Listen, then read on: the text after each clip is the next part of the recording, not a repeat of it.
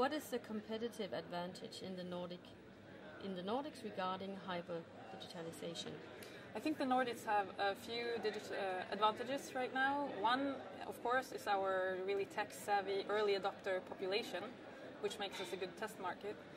Another thing is our long history of collecting data and understanding how that can give us growth and efficiency and a better way of living. So, for instance, we started early on with tax registration, but moving on to personal security number that practically does not exist in other countries outside in the same way.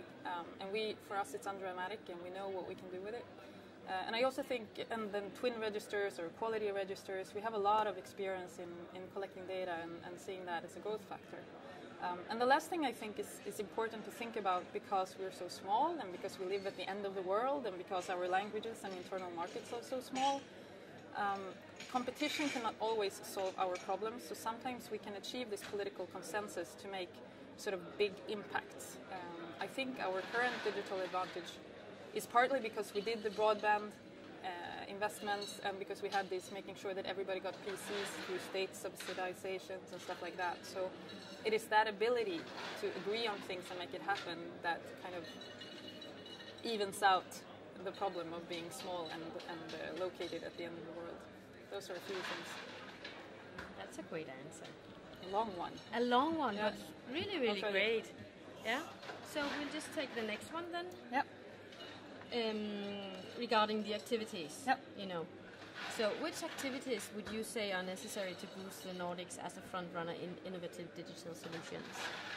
Things I think we need to do. One thing is that I'm suggesting start seeing information as infrastructure. That would mean not just having policies for securing integrity, but also having information policies from a national perspective, from a growth perspective, making the data available, having tax incentives or whatnot just to make the data available.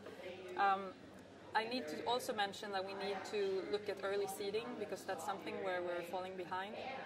The first months of non-payment when you're trying to start something up. And last, I would like to quote Richard Steiber, who worked in Silicon Valley at Google and then moved to Sweden. And he's saying that we should also choose a few areas to focus on where we want to be best in the world, areas for innovation, whatever, and then design the whole chain from school to research to startup scene to bringing out to market, everything to work there. So that's also an interesting thought.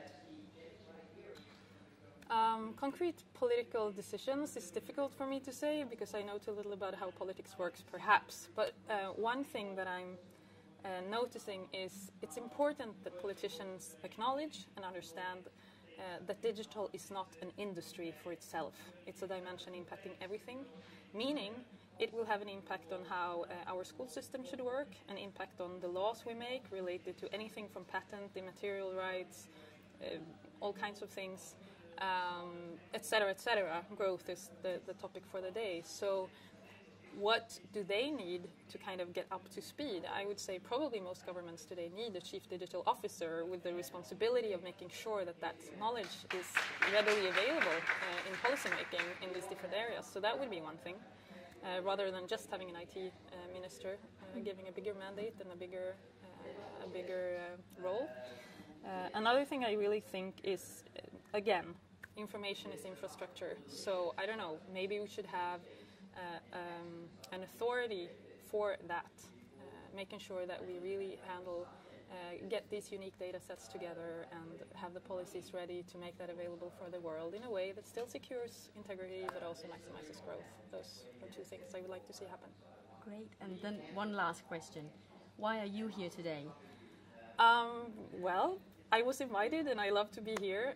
I think it's also partly because I've been lobbying for this through debate articles in Dagens Nyheter and participating in writing a book called Position Sweden, Innovation and Work. So that might be why. Otherwise, I'm just honored and pleased and looking forward so much to listening to everybody else today and participating in workshops. That's great, Jerry. Thank you. Thank you.